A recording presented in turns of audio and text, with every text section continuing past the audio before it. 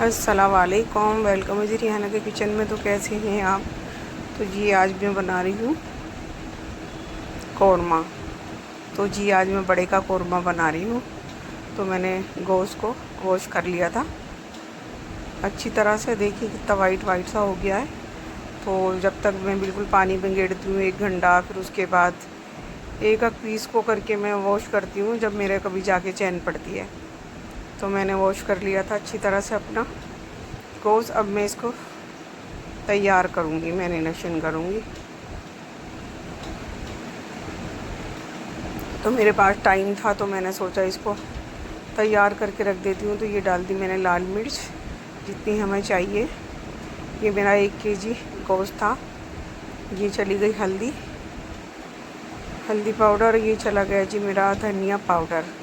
मैं कुटा हुआ धनिया खाती हूँ जो मैं खुद ही बनाती हूँ अपने हाथ से। और ये चला गया नमक जायके के मुताबिक। और दही बनाने का तो घर पे टाइम ही नहीं मिल रहा। तो जी ये चला गया वो ज़ीरा। ये चला गया दही। तो मीठा दही था, खट्टा दही ना ले, ये तो कौरमा खट्टा खट्टा सा हो जाता है। और ये था बादाम, काजू, गोला और जायफल और जवत्री।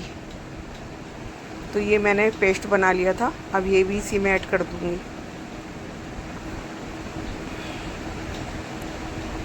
बहुत यमी, बहुत मज़े का बनता है इस तरह से अगर कौरमा आप बनाएं तो मैं दोनों तरह से बनाती हूँ। ऐसे भी बना लेती हूँ, टाइम होता है तो ऐसे बना लेती हूँ, टाइम नहीं होता तो फिर जल्दी बना लेती हूँ।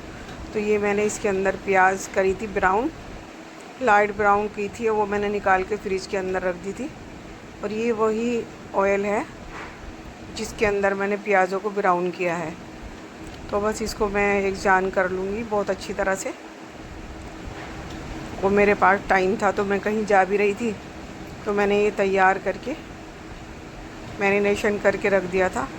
मैंने कहा मेरे पास 2-3 घंटे हैं तो ये बहुत ही अच्छी तरह से मिक्स हो जाएगा और इसकी बोटी बोटी के अंदर सारा मसाला और सारा जायका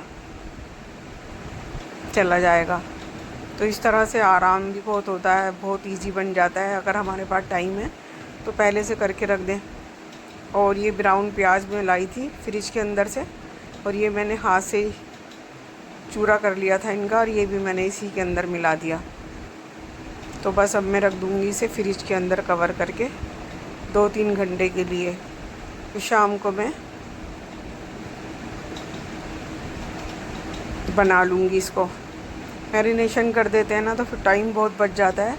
बिल्कुल टेंशन फ्री हो गई मैं, बिल्कुल टेंशन फ्री कि अफ्तारी काट ली, पकौड़ियाँ बना ली, जो भी करना है वो कर लो और खाने का बिल्कुल ईजी हो जाता है। तो मैं सालन बना देती हूँ, रोज़े के टाइम से बनाने बैठती हूँ, रोज़े के बाद से। रोटी बनाती हूँ मैं सहरी में, शाम को नहीं हमारे कोई खाता तो बस सहरी में बना लेती हूँ 2-3 रोटियाँ, तो वही खा लेते हैं हम लोग। तो देखिए कितना अच्छा हो गया था।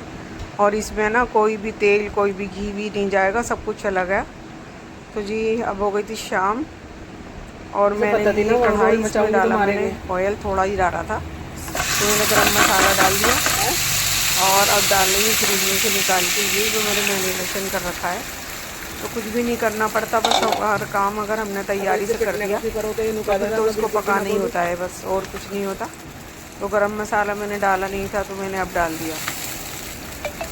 तो बस इसको इसी तरह से चलाऊँगी और फिर मैं कवर करके इसको रख दूँगी। तो मैंने कवर करके इसको रख दिया था। अब मैंने खोल के देखा तो ये 50% मेरा गोश्त गल चुका था। तो मैं इसी टाइम पर डाल देती हूँ केवड़ा वाटर। तो मुझे ना केवड़े की ज़्यादा, मेरी बेटी कहती मम्मा केवड़ा ना डाला करें, तो मैं ये सोच के ना पहले ही डाल देती हूँ। तो उसमें केवड़े की खुशबू बिल्कुल नहीं आती और जायका आ जाता है कौरमे के अंदर।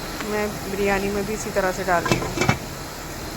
तो मैंने कवर कर दिया था। फिर अब मैंने खोला तो देखिए मेरा कौरमा बहुत ही यमी, बहुत मज़े का बन गया था।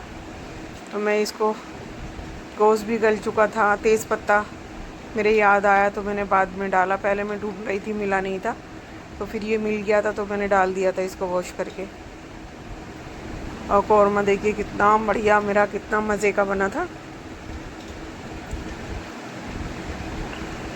देखिए तो दानेदार कौरमा बना था, मैंने हाथ से तोड़ ली थी ना प्याज, अगर मिक्सी में करती तो इतना दानेदार नहीं बनता।